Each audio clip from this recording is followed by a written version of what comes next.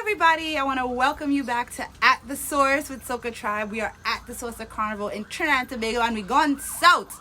We're going south. I am super fortunate to be here with Junior Bisnath, the Master Moko Jumbie. Greet the people, sir. Well, Junior Bisnath, the Moko Jumbie man, and by extension, the Constructive Termite. And as you talk about, your son started at 4 months old. Yes. When did you start? So, Junior Bisnath went to St. Paul's Anglican School in San Fernando, failed common entrance twice. You reach up to 7th standard. Okay. And when you reach that, the boys will go one day, half day for the week. Okay. We go and learn to do woodwork. And the girls will go and learn to sew or either cook. Okay. And there's where my school teacher at that time was Joan Yule Williams. I always say thanks to her for giving me the opportunity to learn to do woodwork in the Industrial Arts Center on Rushford Street in San Fernando. Mr. Clive Mohammed, my teacher. Okay. And there's where I learned to do all type of woodwork, beginners. And after leaving school, I was fortunate enough that I could have gone back to the classes because of good behavior. So you just kept into the woodworking? Yes. And I stayed there about a year after, and then I started to do some woodwork with my neighbor just across the road, Mr. Barrow, Mr. Wilbert Barrow. So I started doing some work with him. Okay. And I wanted to go further, so I got a work also with Cosmic Woodwork Factory. Then is when I wanted to learn to build furniture. And at age 17, I got an opportunity where Mr. Barrow went on retirement, and I got into the Ministry of Works at age 17. Okay. And I worked there for 43 years. What?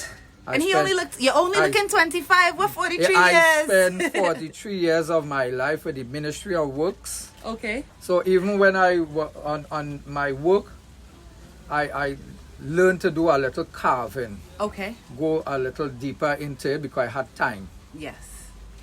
And two other guys I met, Mark Foster Joseph and Charles Farrow, they were into woodwork also. Okay. And we decided to let's come together and start to do art exhibition. But they were in different fields also. And we came up with the name Constructive Termites. Full circle back. Yeah, so we started doing exhibition all over the country. We went to places where they would have a big gathering of people. In growing, where I live, we have a group called we live in the area of Carlton Lane also. So we decided to come up and do some community work, and we formed the Carlton Lane Community Group, where Mr. Hollis Clifton was at the time the chairman, and it was his vision to want to bring stilt walking, to do stilt walking. Okay. Stilt walking was never on my page, my calendar. But anything to do with wood is my business. Okay. So then that is how it born. So he wrote to the Ministry of Culture asking how could we get involved with stilt walking. And they referred him to the Kilimanjaro School of Arts in Cocorit, which is run by Mr. Dragon, Glenn D'Souza, which is run by Glenn D'Souza in Cocorit, better known as Dragon. Everybody knows him as Dragon. He came to San Fernando and we did a one-day workshop. Okay. And because of my skill in woodwork, it wasn't hard for me to see how to build the stilts. And we went from there on till now, over like 27 years ago now. So a question for those can you explain a little bit about the background of the Moko Jumbie character? So, okay, well, who started stilt walking or Moko Jumbie? Okay. The world know it as stilt walking. Yes. We in Trinidad have the name, like the folk name. Yes, let's tell the folk Moko story. Jumbie. Okay. What I could say is from what I heard other people say. Yep. I just repeated. The oral tradition, right? Right. So how did it came about into Trinidad through the Middle Passage slave trade, when emancipation and slavery was abolished, you know, who could have played drums, who could have danced, who could have do what they could have do, who could have walked on stilts. That was when people got the freedom to do what they wanted to do. It wasn't something that was practiced all the time because they didn't have the opportunity to do all these things. So this gives people an opportunity to freedom to express yourself without fright. Yes. I'm just taking some words from Super Blue song. So at that time, people used to hold the stilts in their hand and walk. You could have used like branches or bamboo. Who started it in Africa? Nobody really knows who.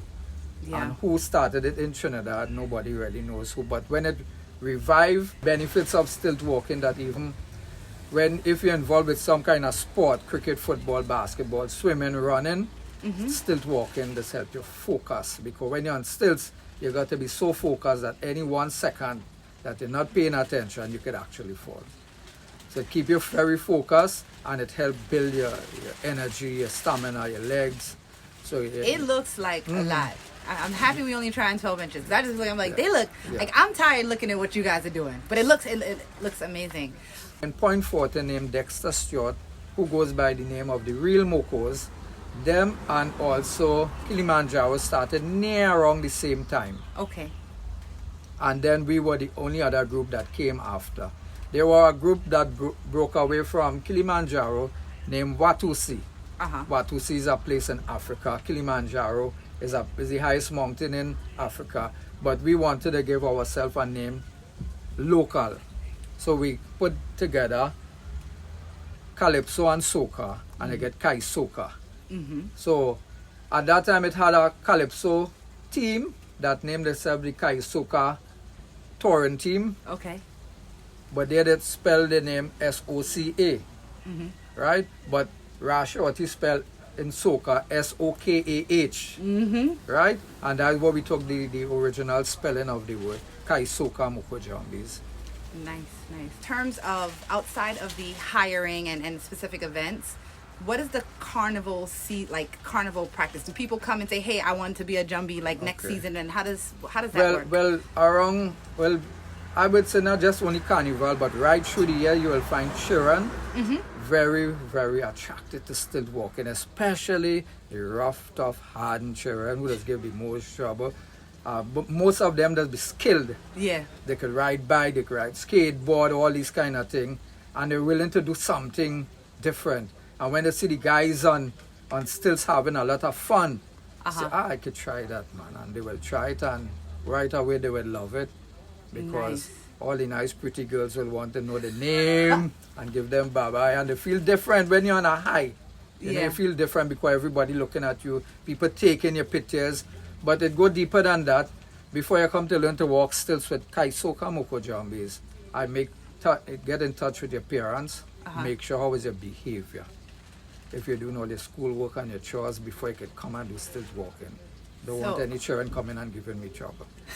Listen, right? don't give my man Junior no trouble. Uncle Junior not having it. So we help change the lives, curb the lives of children through the art of stilt walking.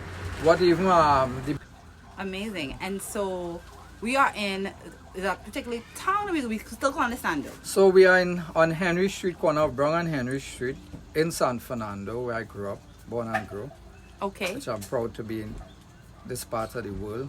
In San Fernando. And he's welcomed us into the home, and I feel like it's feeling workspace here too. Yes. Yeah, we're in the process of building over our school, our home, our institute at the moment. Awesome. Yeah. And the institute, what ages do you guys serve? In training, stilt walking? Yeah. Well, actually, my son broke the Guinness Book of World Record event. Yes! At 11 months, he was already on 4 inches of stilts. So we are here with world record-breaking people. Highest that you've done. Well, we, in our group, the tallest stilt we ever went on was like 9 feet. Wow. With 9 feet plus your height, you could actually near touch the wires. So it limits your skill when you go higher. The higher you go, it limits your skill. Right? So we come down to like 4.5, 5 feet and 6 feet stills where you can manage very good and do very good performance, all the tricks and everything. And be safe from the shoot and wires. be safe, yeah, all that. And even should in case any accident, you don't get that much damages. Right? Safety is first in our skill. Of right? course. Our bodies are the instrument. I guess changing, or what would you like for the future in So, Moko Moko Jumbies still walking have been growing from one stage to another, And because of us, we put Moko Jumbies into almost every activity you could find. Okay. It have a lot of times we will go for free. Just ask the people will provide transport and refreshments for us. People mightn't be able to afford to pay maybe for the first event or so. But we show them that you could have Moko Jumbies in wedding or birthday parties and christening, and when they have social walks like for the women's walk and child abuse and all these different things. And then people start hiring us when they see, well, we dress to suit the occasion, or even when they have World Cup or big summit, we will dress the Moko Jumbies in flags of the world, or even when they had the Miss Universe in Trinidad, they had something called Sugar and Energy Festival in Cuba. And I asked them if, seeing that all the queens would be coming to the Sugar and Energy Festival, if we could get all the Moko Jumbies dressed in flags of the world, that would be a nice sight for the people all over the world to see.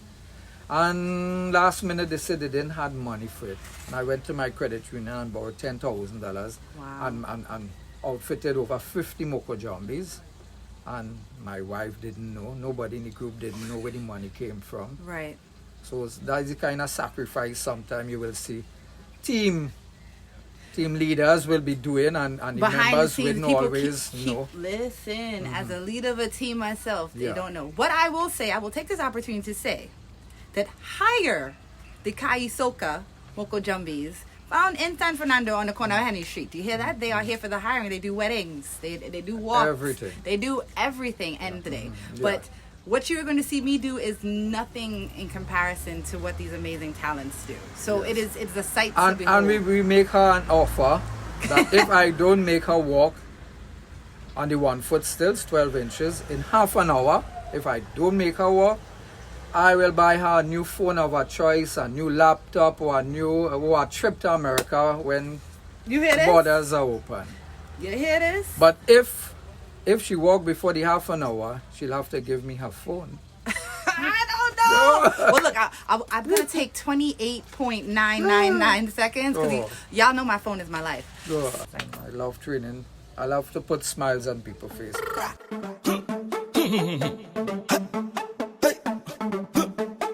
Hey, Mr. Rowley, you might know me. Hope this find you safe and healthy. Just need your ears momentary. Hope that you go listen to me. Me say, hey, Mr. Rowley, things is sticky. So long I ain't see me family. How long you go stifle we? Let me see.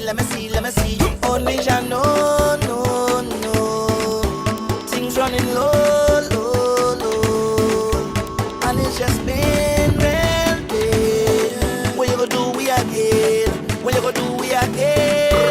You could take away carnival from we, take away all the party, but you could never take away the Soka jumbie buried inside of me. You could take away all of the liming, take away all of the wine, but as soon as all of this madness done, I'm coming for what is mine. I'm taking the old damn road. I'm gonna take back the old damn road. I'm taking the old damn road, and I go make sure that this one is for essential veterans only.